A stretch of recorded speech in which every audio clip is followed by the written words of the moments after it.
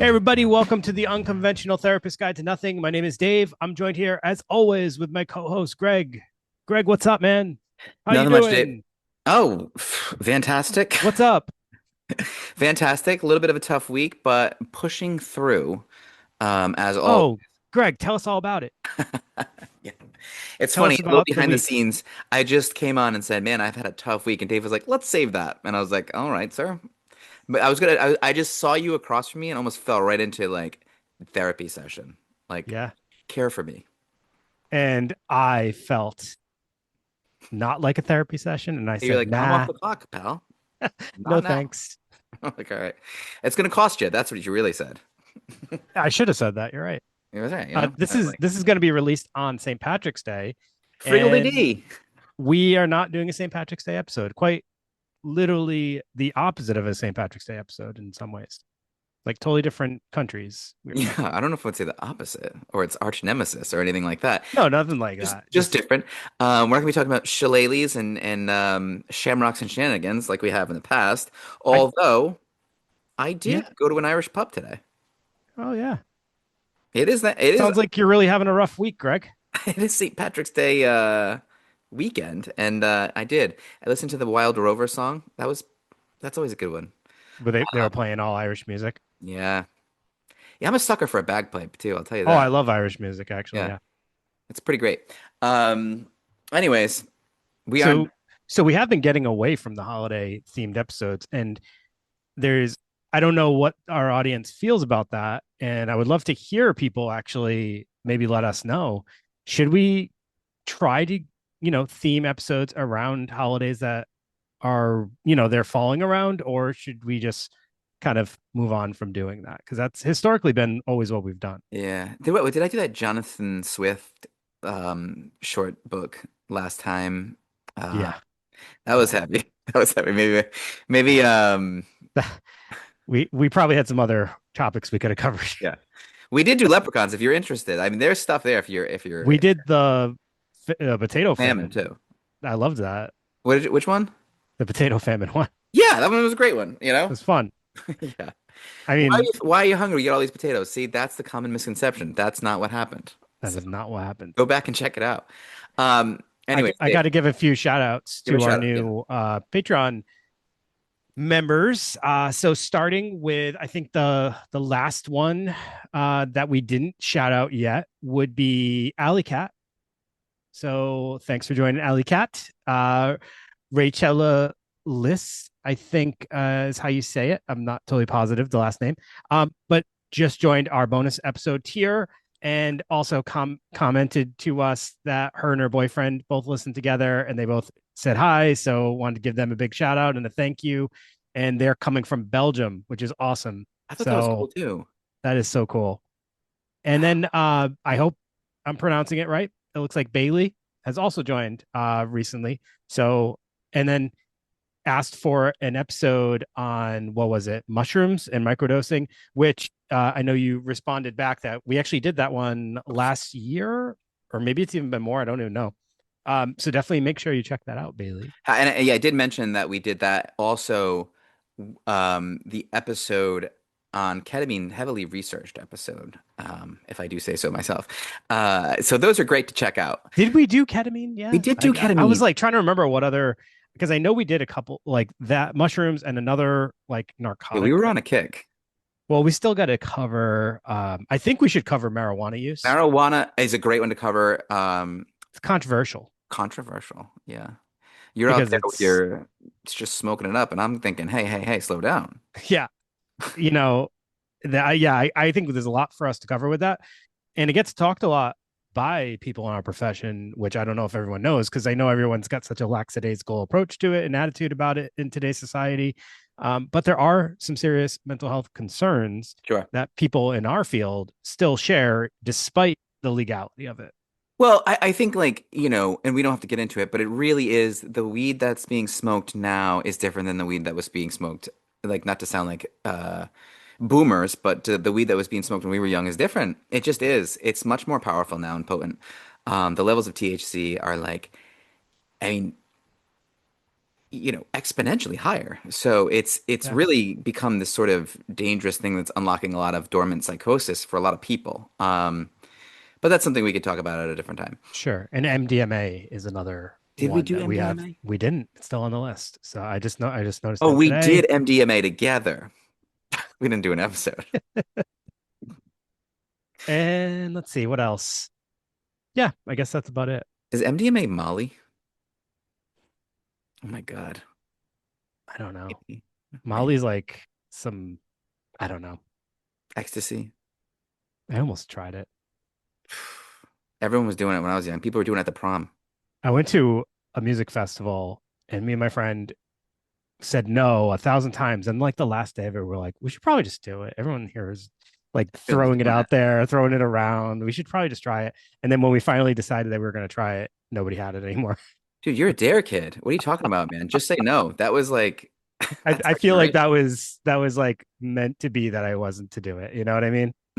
Your brain on drugs. That was our generation. Like there would be commercials with a hand and just a myriad of different colored pills and rolled up joints and everything and be like, don't do drugs. It's like, that's all the drugs. Is that how people come at you with drugs? Just a hand open with all the drugs. I just remember that.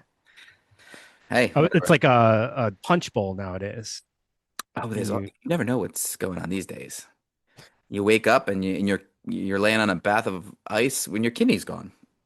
That's our urban legends really, episode. really, Greg? Careful, kids. All right. Wow. Off topic, huh, Dave? Yeah. Is it time to reel it back in and maybe? Let's get to this. Okay. So This loaded topic that you decided to drop on yeah, us. I love it when you are not sure if a topic's going to go over well, and then you say a topic that I decided, which is true, and often those are the ones that don't go well. But I feel like this topic, and I'm going to be brutally honest right off the bat, this topic should have been split into 2 episodes. yeah, maybe. You're probably right, but I think I can go through mine pretty quick. And yours was the one that really sparked my interest in this. And the Okay. one that I'm going to talk about, I just happened to be at Barnes and Nobles and saw it. And I was like, oh, they have this is like sort of a cool thing too. But I think there's cool things to talk about when it comes to this. We've been on sort of a grief kick lately. I don't know if it's come Yeah. up a few times in Hmm. the last couple of episodes. This isn't that, but at the same time, it's just a different way to look at death. So we're going to talk about a couple books of the dead. The first one is going to be the Tibetan Book of the Dead. Now, this one's interesting to me because it has themes of like reincarnation, which, Dave, I don't know your take on reincarnation. You into it? You out of it or what? I am undecided. Okay. All right, fair enough. So, this text is from the 8th century. It's a guide through the consciousness of the bardo, which the bardo is just this transition state between death and rebirth. Okay? So, that's a difference there. So, Yeah. it's such a comfort for you can imagine why these books and I don't know, religions and philosophies and myth and legends are developed so that people have an answer to these like what happens when I die? Why am I here? Right? It's like it's comforting, I think. So this is something that's traditionally read aloud, but it's what's interesting, Dave. It's like it's read aloud to the dying or the recently deceased, and it's supposed to be like a manual to help the soul recognize the nature of its own mind and attain enlightenment and escape the cycle of suffering, which in Buddhist tradition, to live is to suffer, right? And the important thing is to try to find and choose your own sort of suffering. Like, for example, I've used the example of going to the gym is choosing to suffer. It gives you some autonomy, it gives you some agency and some power because you're going to suffer either way, right? Yep. And, relationships, do I stay in this relationship? Do I leave this relationship? Either way, you're going to suffer. Like, Yep. you know what I mean? It's like choosing your own suffering that it aligns with your values. It's like the right kind of suffering. Anyways, um, this is reminding me a lot of the handbook for the recently deceased, Dave. I thought that would kind of, Beetlejuice. yeah. I've heard Yeah. that reference so many times lately, and I'm like, why does that keep coming up? I don't know, but it's essentially that's exactly what it is. It's the handbook for the dead, and that's what Yeah. this is sort of a handbook for the dead too. And what this Tibetan Book of the Dead does is first takes you through the 3 stages of Bardo, which again is that transitional state. So the first Bardo occurs at the moment of death. So the deceased is urged to recognize and merged with clear light, which represents ultimate reality and the opportunity for immediate liberation. Now, Dave, this is kind of a through line between all religions, right? Clear light. And Yeah, also when we did an episode on what was it, the was it near death experiences, or was it like child rebirth? we did both of those. Yeah, so there is always this element, there's this consistent sort of element of seeing a light. I don't know I what think that. that was the near death experiences. We talked Yeah, about those. right. So, I mean, I think that's kind of cool that that's a through line there. Um, and the second Bardo is a period where the soul encounters visions of peaceful and wrathful deities, which means, entities or beings. These are taught to be projections of the deceased's own mind, which I find fascinating. So, in the second Bardo, you're going to have to, as I interpret this, you're going to have to encounter peaceful and wrathful deities. So when you die, again, you're going to have to, you know, uh, be faced by deities and they're representations of your own mind and I guess your own actions. So to me, the way I read that, it's like when you die, you're going to have to face entities. And if you live your life in a certain way, you'll be facing much more peaceful entities. And if you live your life in another way, you're going to be facing a hell of a lot of wrathful entities, which is probably less what you want to do. So it's a sort of I don't know, like a something to look forward to, some a reason to live in a certain way. Like we have that in Christianity, we have that in Judaism, we have that in all religions. Like, behave in this way and you'll be rewarded for it. I guess that's where that's fitting in there. And the third state, the third bardo, is the state of becoming or rebirth. So if liberation was not achieved earlier, the soul is judged by the Lord of Death and eventually drawn towards a new womb on its karma. And its karma, if I remember correctly from like wildly important book that I read a while ago, the Bhagavad Gita and other sort of like, maybe even the Tao of Pooh. I Yeah. think karma is just the way, right? It's like your path, your purpose, the thing that you're supposed to become, something like that. Okay. So my kind of goal for this was to figure out what are some good uses, for the living. And like, what about this book? You're just reading it to a body. I mean, how much good is it doing that body? I don't know. But why is it good for the living? Um, One thing is overcoming fear or mortality. Hmm. So answers, right? The text suggests that confronting the reality of death can dissolve the subconscious fears that drive irrational behaviors in daily life. So it reminds me of this all right. You know the concept, Dave, of like pushing back on, irrational, unwanted thoughts or even like traumas, like trying to keep that away all the time, and it kind of like keeps you in this like, state of hyper arousal. That's kind of basic stuff, right?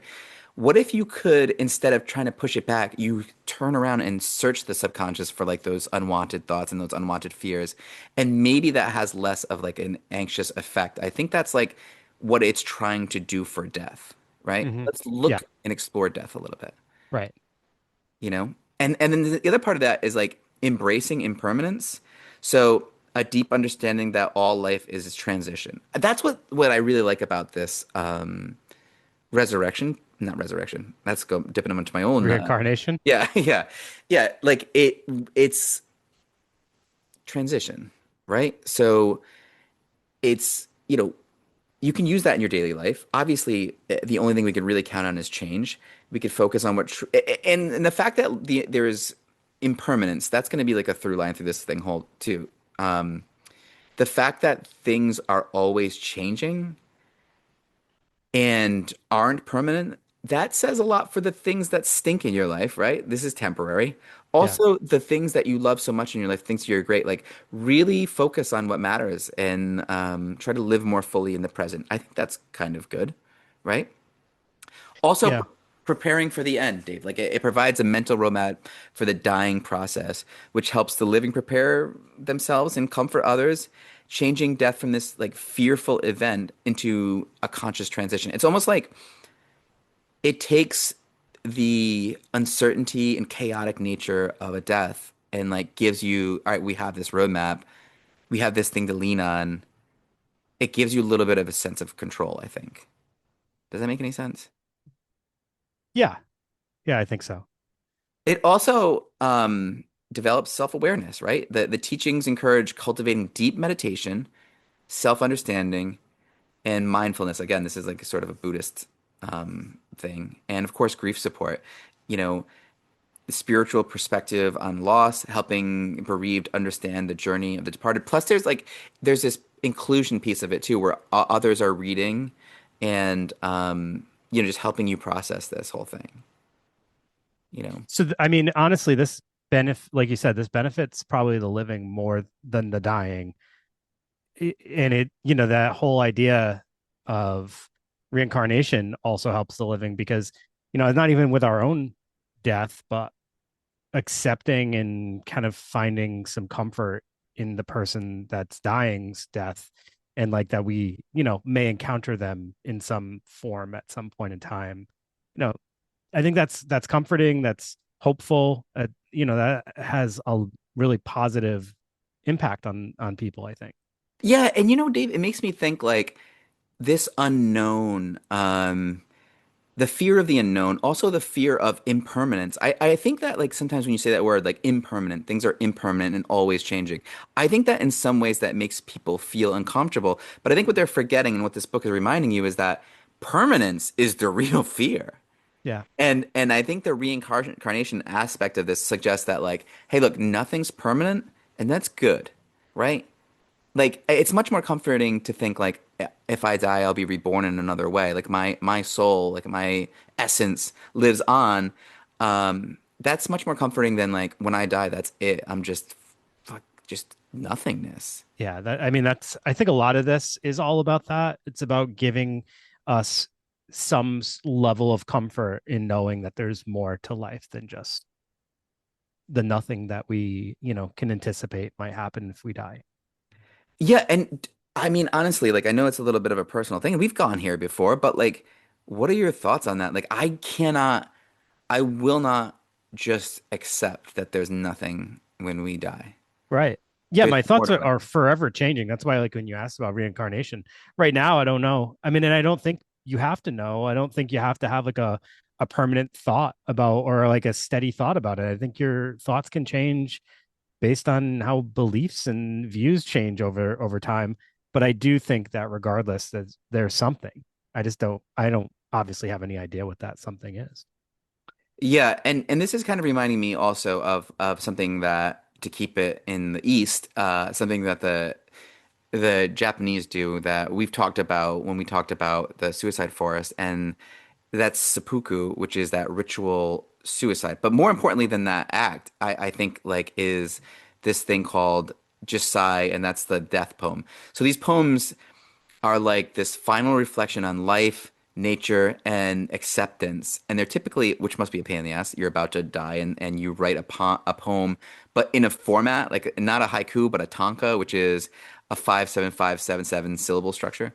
So I thought these are super interesting because it's like in no part of your life are you more sure of what's important if you're genuinely faced with death. You know that it's coming. That's like when that's like so I'm watching this show what is it called? The Pit. It's like a doctor show. And there was this woman dying of cancer and like she's got her like family all around her and everything like that. And I'm like, "Oh my God, like of course she has her family around her. Of course she's like there's nothing more important in this last 24 hours of your life than like your family and the people that mean the most to you." So it's like why do we spend so much of our lives doing things that mean so little to us, like our jobs? No, I'm just not our like our Hmm. jobs are wildly important to us, right? But it's like, you know what I mean, dude? Like we spend so much time on things that don't really matter, so much stress on things that don't really matter. Like it just, I like knowing that if we really break it down, like what's important in life, and these poems help us remember that. So there's a few of them that are like really interesting, and these things been going on for like centuries. So in 1180, this Minamoto no Uramasa wrote a poem that it's like there's a these are like just famous examples, and it's cited as the first to include a poem before seppuku. This was like the first time that this happened, and he compared his life to a fossil wood that never had the chance to bloom. That's like life cut off in, so it's like it reminds me to like hurry up and start blooming, right? Um, there's another one that from this guy Asano Naganori, and this is the poem that triggered the events of the 47 Ronin. I don't know if you've ever heard of that. It's like this Hmm. famous samurai story. Keanu Reeves movie is the only reason why I know it. But he quotes, "Sadder than blossoms, scattered by wind, a life cut short in prime of its spring." I mean, just writing this stuff that was written, 400 years ago. Yeah. I just think that there's just something about these that really kind of speak to me. And the common themes in these poems is, there's a lot of reference to cherry blossoms because they're so. So I have a cherry blossom tree in my yard, and in the spring they flower, and it's beautiful for about a week.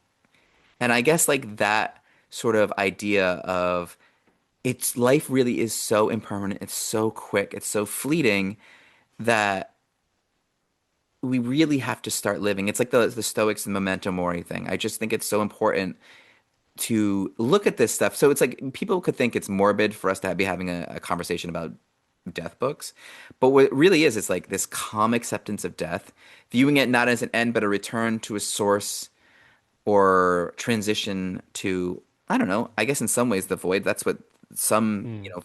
philosophies would have you think, but um, I don't know. There's something about it that reminds me of talking about death is helping us remember to live, I guess. Is that how I will end my little portion of this thing here? Yeah. I Uh, got this rhododendron bush in front of my kitchen window, and it's the same concept as the cherry blossom. Like mm, you wait for it to blossom. It looks freaking beautiful. It's like mine's purple, and it actually makes it blocks my kitchen window almost to the point where all the light that comes in the morning is purple on everything, and yeah. I just absolutely love that period of time that it's blossomed, but it's so short lived, and then it makes a huge mess when it and Yeah. it looked, and then it's bare, well, not bare, but it's obviously void of the flowers for a long period of time, but it's just so worth it for that, like however long it's in bloom. I would never get rid of it, and I would never do anything to like damage it because of that. And I just want it to grow wild and crazy because the bigger it is, the more beautiful it is for Yep. that couple of weeks that it's in bloom. And And it's Dave, interesting because yeah, like you look forward to it. right, and the fleeting, and it's not as beautiful and it's not as special without the fleeting nature. Right. That's what makes it special. And that's something that That's what you makes life think special, about. right? Exactly. And yeah, I mean, I think that we need things in life that we can look forward to, even if they're temporary. And I think that's probably the problem with some people is their mindset is like that temporary nature of things bothers them Mm, because they know they want things that will never go away, but they don't realize that actually that temporary nature is what makes it so special. absolutely. Can't I celebrate think Christmas it's every day. yeah, and it's like that for everything. It's like that for emotions. It's like that for um life events. We can't just live in this fantasy world all the time. It that fantasy wouldn't be special anymore. It wouldn't be a fantasy.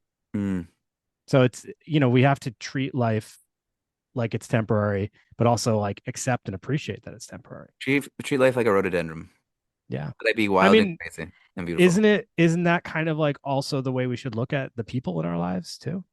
Like they're gonna be Damn, a dude. certain age for a very short period of time, like your kids, you're gonna I have them know. as children for a short period, Holy well, shit. Like it, my kids and like I don't have any grandparents. I wish you would have told me this rhododendron story about about 10 years ago. But I mean, yeah, for real, same, these people are my parents. How about that?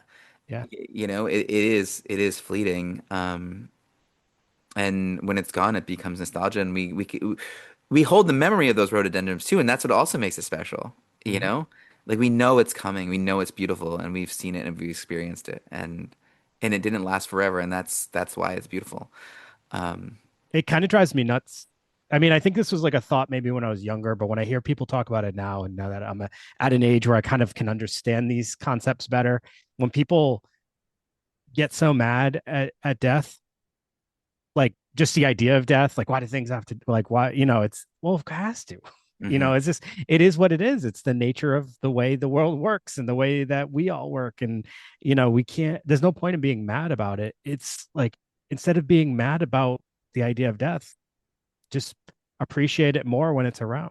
mm.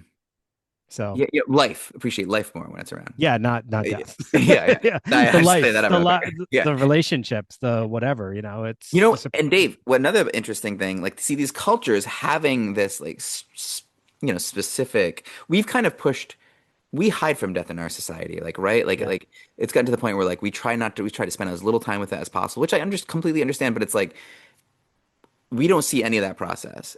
This this was they made it a huge part of their everyday life. I mean, it's guaranteed. It's crazy that it's not more of a part of our everyday life.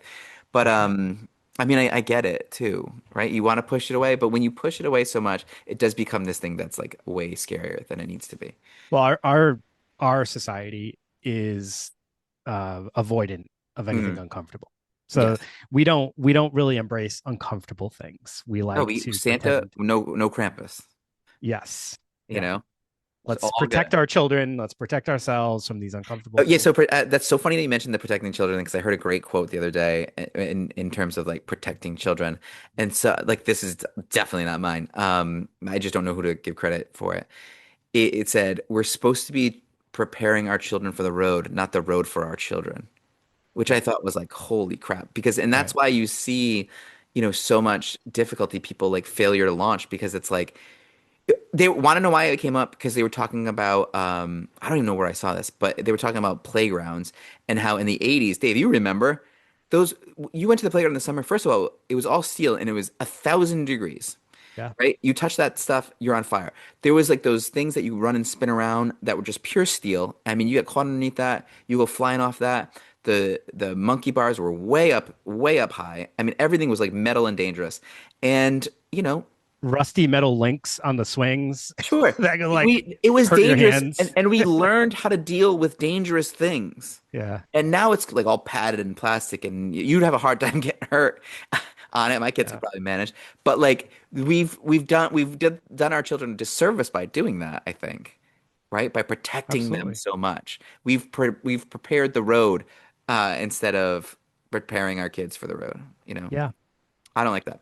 But anyways, So on to the next Book of the Dead, and this one's going to have some similarities, but a lot of differences, I think, of maybe its intent mm, and also who might find it useful versus who might not even have access to it. So the Egyptian Book of the Dead is the one that I'm going to discuss. This is a funerary text. Generally, it's written on papyrus. Is that how you say that word? sure is. Okay, papyrus. And it was used from the beginning of the New Kingdom around 1550 BC to around 50 BC. It describes ancient Egyptian ritual spells, which are basically instructions and incantations. And the Egyptian name for the text, which I cannot say, translates basically to spells of coming forth by day.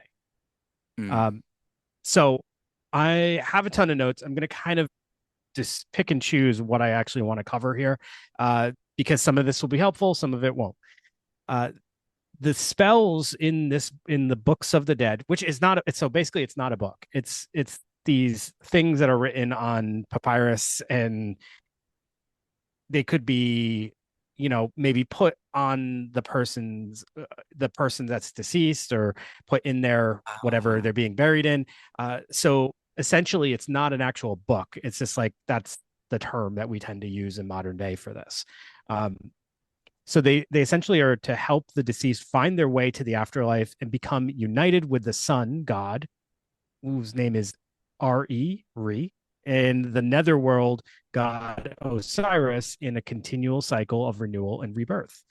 There's nearly 200 known spells, and yeah, as I mentioned, they're not really collected into books. It's mostly inscribed on objects from mummy wrappings to coffins to figurines to papyrus scrolls, not skulls, and they're all meant to accompany the dead in the tomb.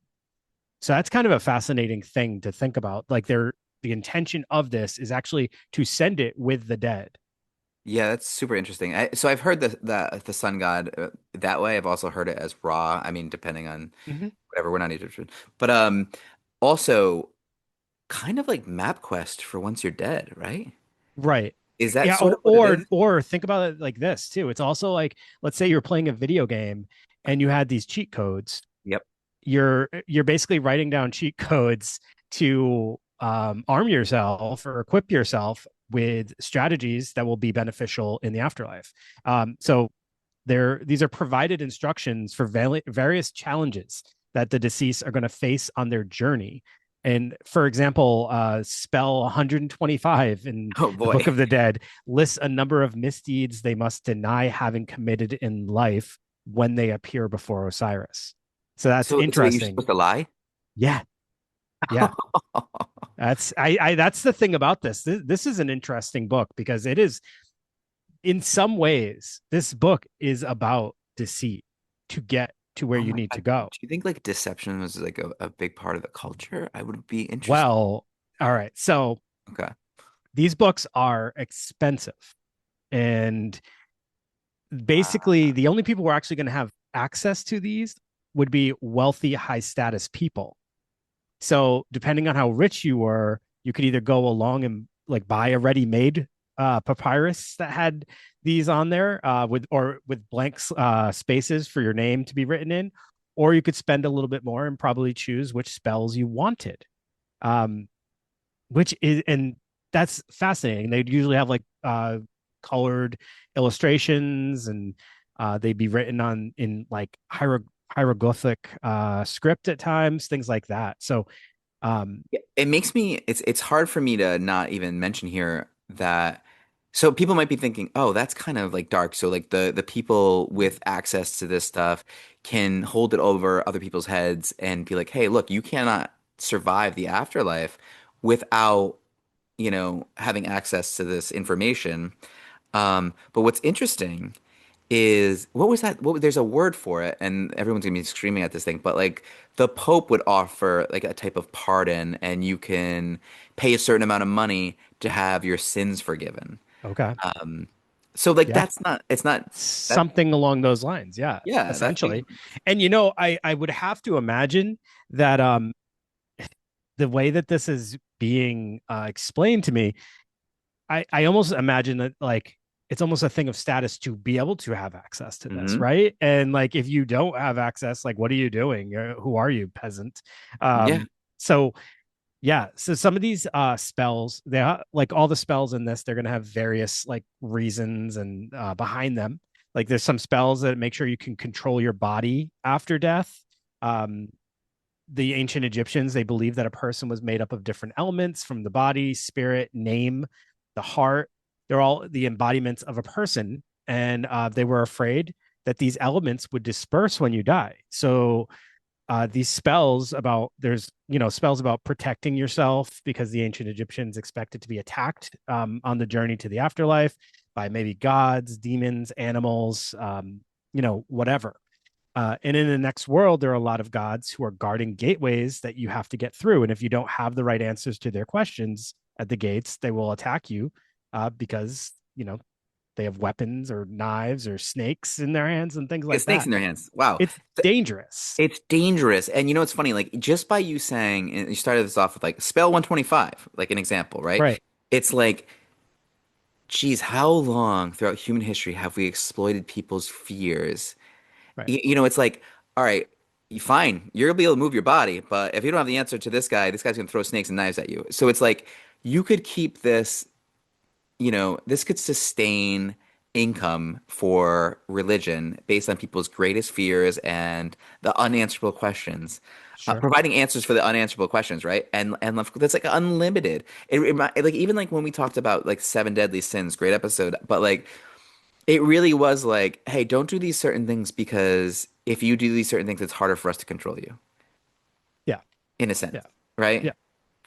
Yeah. So the idea was like, as you get to these checkpoints and you meet these different guards or gods or whoever, there's this idea that if you don't answer something correctly, if you don't have certain knowledge, or if you lived a certain way, you could be punished.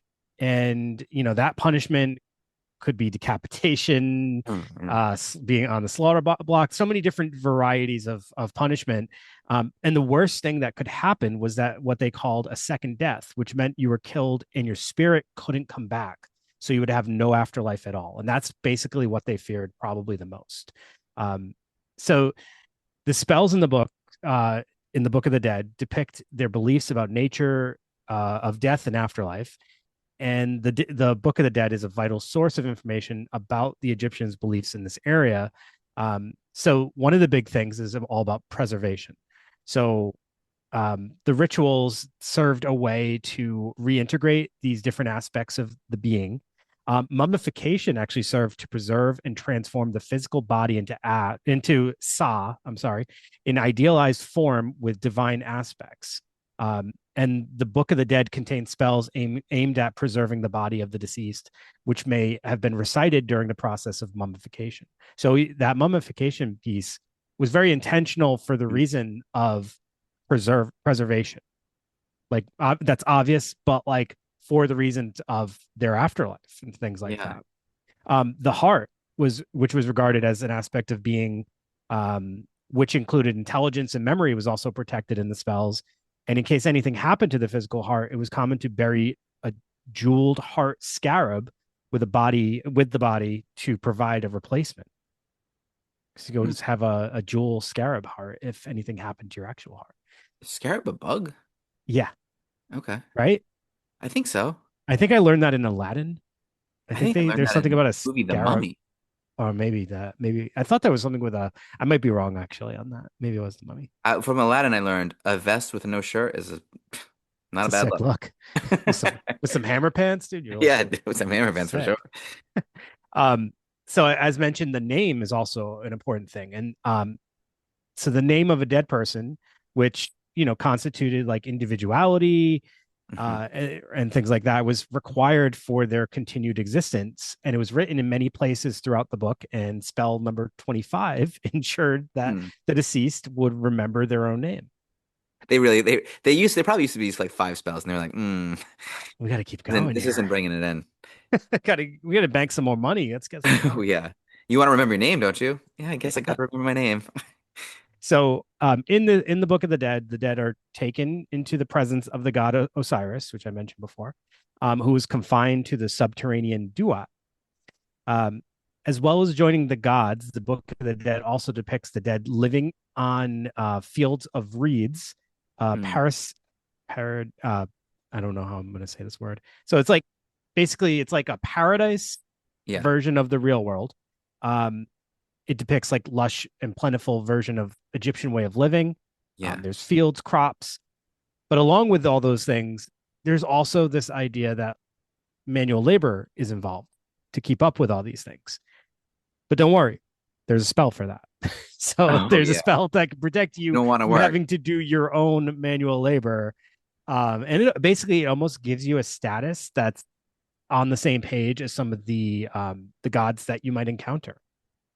Wow, So that's actually super interesting. And it's like this idea of heaven. Isn't that kind of cool that like we all even I mentioned it like a bunch of episodes ago, but like this book Mythos, like all the Greek myths, if you kind of like read those, they mimic a lot of all these religions have way more in common than they don't. This is we're talking about yeah, heaven in a sense, right? right, pretty much. Yep. And Osiris is the god of the underworld. I don't know. Yeah, yeah. Hmm. So, all right, I think I've explained that part enough. Let me move on to judgment. So, this is the thing that's basically how you're going to get to this glorious afterlife. Okay. So, the deceased's first task was to correctly address each of the 42 assessors, um, of, here's a tough word, Maat, Okay. Matt, Just call Matt. Matt Hi, by Matt. name. So they have to address each of the 42 assessors of Matt by That name. the first guy forgot his name and he's like, Matt. Matt. while reciting the sins they did not commit during their lifetime. Did not commit. Uh-huh. The process allowed the dead to demonstrate that they knew each of the judges' names, um, and that they lived a life that was basically pure and, you know, sin free. If Hmm. all the obstacles of the duat could be negotiated, the deceased would be judged in the weighing of the heart ritual, which was depicted in spell 125. Um, the deceased was led by the god Anubis into the Anubis, yeah. presence of Osiris. There, the dead person swore that they had not committed any sin from a list of 42 sins. They recited a text known as the negative confession. And the dead person's heart was weighed on a pair of scales, um, which embodied truth and justice. So like your heart carried your sins, and if it Yeah. was too heavy, you were in trouble. Yes. Yeah. Yep. Oh, that's so deep.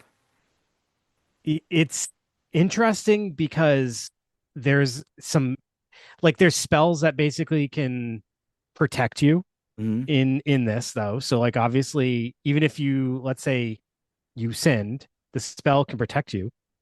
It can like erase your sin.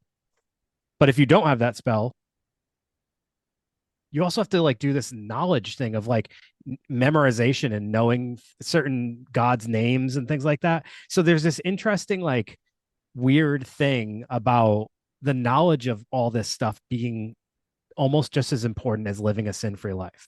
So there's this class thing built in it too, because it's like, all right, if you're rich, it doesn't really matter the horrible things that you do because you can always pay and figure Right. out ways to lighten your heart. But if you don't have any money, you don't have any access to this stuff, you better live in a way that keeps your heart light, or else you're really gonna have to pay for it in the end. And that's a good way to control people too Yeah. and keep And that them. was literally one of the notes that I had written down was basically if you are wealthy, you can pretty much pay your way into the afterlife. Hmm. If you are not, you have to live a life of, free of sin. You have to live a moral existence. And I think that that is interesting how wealth, I mean, in their beliefs, it does sound like they believe that wealth can buy you I, happiness. I think that word is coming to mind. I think I think it was indulgences. I could be wrong, but I think like I know that in, Catholicism and when it was corrupt, like you could pay bishops, popes, whoever to commit sins. Like you could get like you could do whatever you want and pay a certain amount of money and it's fine. You're absolved. Um, yeah, dude, the more things change, the more they stay the same, huh? Yeah. So the negative confession thing that I had mentioned, so it sounds similar to, like the Ten Commandments or something like that. But look, the Ten Commandments maybe looked more as a set of rules, where this is more of like an enforcement of everyday morality. So it's kind of like a way of life, I guess, versus these rules of things that you must obey or not, commit these sins. So I Yeah. think that's kind of an interesting way to look at it. But ultimately, it doesn't matter because if you have money and access to the Book of the Dead, you don't really have to follow the negative confession whatsoever because you will just pay your way into the Hmm. afterlife. Um, so yeah, I think that the whole point of this is this book essentially kind of allows people to feel a sense of control and expectation of what isn't, to come in the afterlife. It's almost like they wrote out what you're to expect. So even if you don't have access to purchase these spells, you still have knowledge of what's to come and you basically know what you need to do in order to get to the afterlife. Um, I think death can be really scary, as we all know, and we've talked about throughout this whole episode. So being prepared is important. And that's probably what these individuals were looking for as they created this. And, they really lean into this idea of judgment. So if you're not wealthy, you better have good morals and you better live by those morals, right? Yeah, and I think that I think that maybe societies, cultures found pretty early that it's beneficial to a people to behave in a way that is good, right? And people would say like, well, there's no such thing as like like good? How is good good? How is that something that we can really kind of um that's like through all cultures? Well, what's interesting is because on Netflix there's this show that I watched well, it's a movie that I watched. It was in Nuremberg. It was a pretty fairly new movie, right? But it's so the Nuremberg trials were putting the Nazis on trial, and they weren't putting them on trial for anything. Like, because so it's not like so it's a bunch of different countries putting these people on trial, and what were they putting on trial for? Crimes against humanity. And who decides that, right? So it's like this in this culture, it's like there is things that are intrinsically good and things that are intrinsically wrong. And the fact that those trials existed suggested to me that's like, all right, there's things that people can do that are just not good. And there's ways to behave that just are good. And we sometimes people don't agree with that. Sometimes people don't believe that. But I don't think there's any argument with that. I think there's ways to behave that's for the betterment of society and for others, and there's ways that are detrimental. Like some things take away and some things add to, and this is just that's just reality, I think. Yeah. I think people are fooling themselves if they think that like goodness is sort of relative. I don't really think that that's true. And I'm thinking more and more about this idea of like wealth and the influence, but maybe that's not. Maybe I'm missing the point. Maybe the point more is kind of like what the Ten Commandments do for society. It's like it does instill some fear, right? And we talked about fear as like a way of control, but also it's like setting in that fear for like a positive way so that people will live a moral life, right? And like you're saying, like,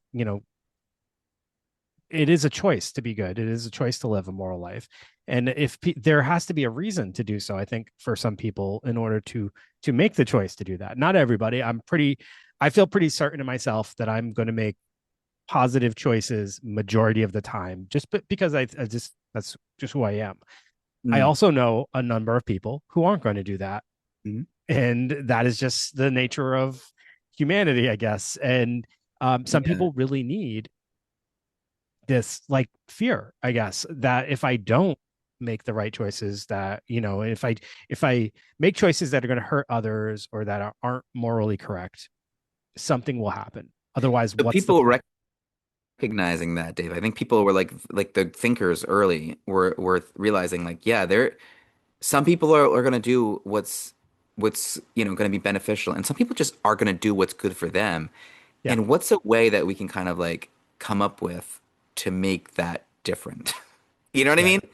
You could almost see there's a necessity, or maybe, if and for those who would like kind of rather believe that there is like the afterlife or some kind of like spiritual, you know, force, which I'd rather believe that personally, right? I want to believe that, and I do. I think I do believe that that we are sort of living. I don't know. I don't know that maybe being good is good for you in the afterlife. I don't know. I don't know. It's hard. That's such a hard thing to really wrap your head around, and I'm just not there yet with like understanding it fully. But I think, I'll roll the dice and try to be good, you know, Yeah, I because think it's better. 100%. It feels good, and um, yeah, it's part of our value system. So, all Yeah. right, do so. I guess the final. I don't know if this would be the final question, but like, are Yeah. these books helpful? Um, Maybe at a time they were. Are they Well, helpful certainly. today? No, Are they not helpful today? necessarily. I mean, I think the things you can glean from them, the thoughts about afterlife, the thoughts about doing what's right, uh, the thoughts of living for the life that's and things are for the things that are temporary and just as much as the things that you want to be permanent. I think there's helpful thoughts in these overall I though. think so too. Yeah. I think everything.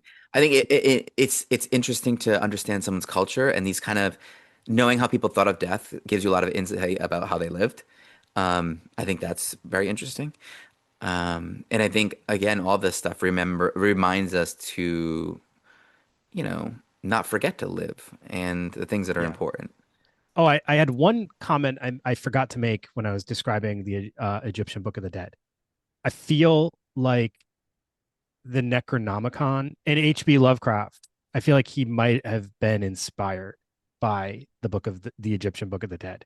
The idea of like the monsters, and all the stuff. There's things in that book that almost sound like H.P. Lovecraft wrote the I Egyptian know. Book of the It Dead. is, but dude, there's something about I remember being in sixth grade and just seeing that Tutankhamun right on the cover of that book, that history or world history book, and being like, whoa, this stuff is cool. Like the something about the ancient Egyptians really, they really had something going on there. It was just really They cool. certainly did. Like yeah, like their sort of mythology, very cool. And so, I mean, Yeah. along with the Greeks, but like there's just to me there was always something about the ancient Egyptians that was like really, really something. Yeah. All right, everybody. Thank you for tuning in. As always, if you have not joined our Patreon, I don't know why you're waiting. We'd love Oh, to hey, have you over there. Get on it. get on it. And if you haven't written a review, we would love to hear people's thoughts on the show, but also it's super helpful in making our show more accessible to wider audiences. So please write a review, leave a rating on any of those platforms that you're able to. Apple is definitely one where you can write a review. Spotify, you can interact, but you can also rate, which is very helpful. So if you could do that, amazing. And we will see you next week. Happy St. Patrick's Day, happy St. Joseph's Day, and all the other good stuff. We'll see you later. Mhm.